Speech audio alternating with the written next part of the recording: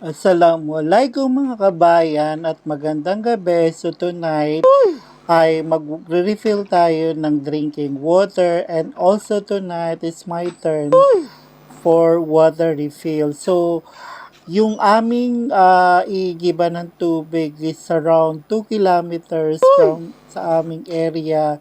So, ang advantage lang ay merong masasakyan papunta dun sa may igiban. So, kung itatanong nyo naman kung bakit di na lang kami o bumili ng tubig, ay pwede naman. Ang problema lang naman kasi yung mga presyo dito ay nagtaasan na. So, kasama na dyan yung tubig. So, itong mga galon na pag-iigiban ko, yung 5.5 bata, nasa 5 ringgit or mataas din yung isang 10.5 liters naman ay dati mabibili mo lang ng 6 ringgit, so ngayon baka 8 or mas mataas pa. So yung 6 na galon na yan, so kung magre-refill ka lang, makakasave ka lang ng halos presyo nung 5.5 liters. Mataas pa nga yun, di ba? Kasi nasa 4.5 parang 4 ringgit and 50 cents lang yung babayaran mo sa pagre-refill. And syempre, being OFW, kailangan natin gumawa ng paraan to save more money, 'di ba? So, syempre, water is life. So, kung meron ka namang paglalagyan ng tubig, why not i-refill na lang, 'di ba? Kaysa bili ka ng bili and additional gastos pa 'yon.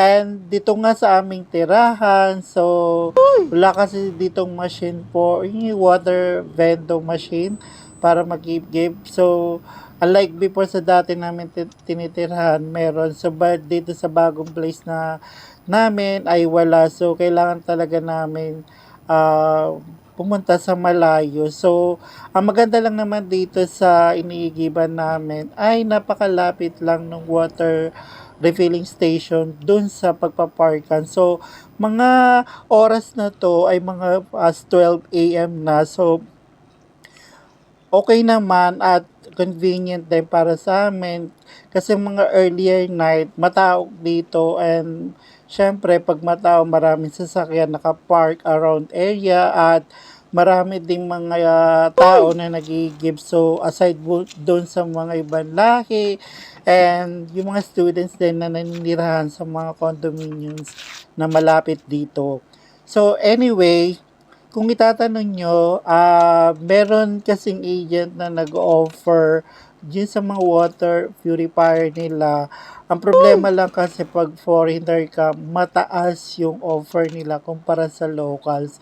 And isa pa doon yung kontrata kasi, maximum years yung gusto nila. And ayoko kasi nga, di ba minsan palipat-lipat tayo ng case, or okay lang yun kung palipat-lipat, and then what if 'di ba kung wala ng kontrata, so jay yun, 'di ba? So paano mo continue? And sabi nila pagka hindi mo makumpletata, magbabayad ka pa ng penalty kasi hindi mo nga natapos yung kontrata. So yun yung downsize na magmumulta ka pa dahil hindi mo na-comply yung kontrata, 'di ba? So might as well wag na lang mag-avail noon, and ito na lang yung pinaka-easiest way. Or pwede rin naman na yung dati sa amin tinitirahan yung iba namin kasama, ginagawa nila dun sa tap water, pinapakuluan nila, and then nilalagay nila dun sa kanilang water dispenser.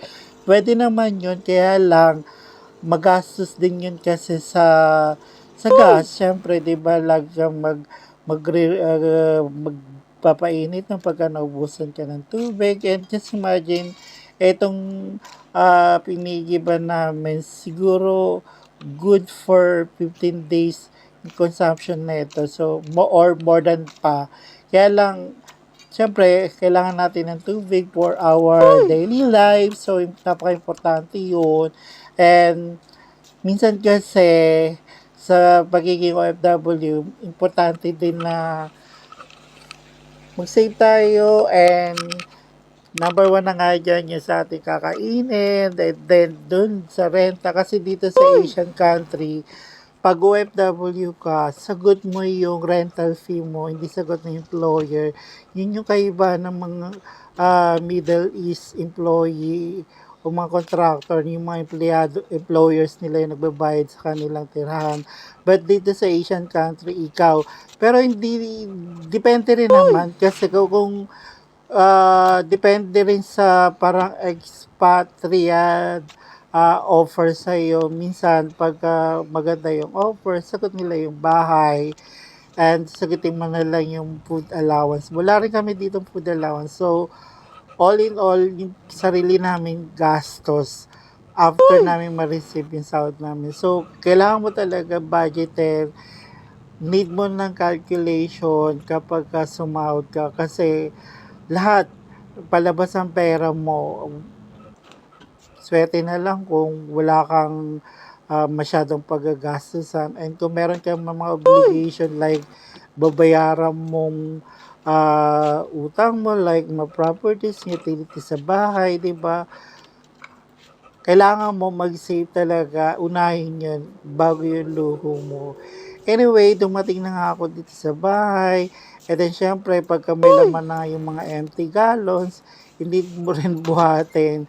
And, di ko, actually, meron kaming, push cart. Ang problema, hindi ko na nadala. And, sa mga time na to, kung napansin nyo kanina, basa yung windshield kasi umambon na, and luckily natapos ko at nakarating ako ng bahay bago lumakas yung ulan.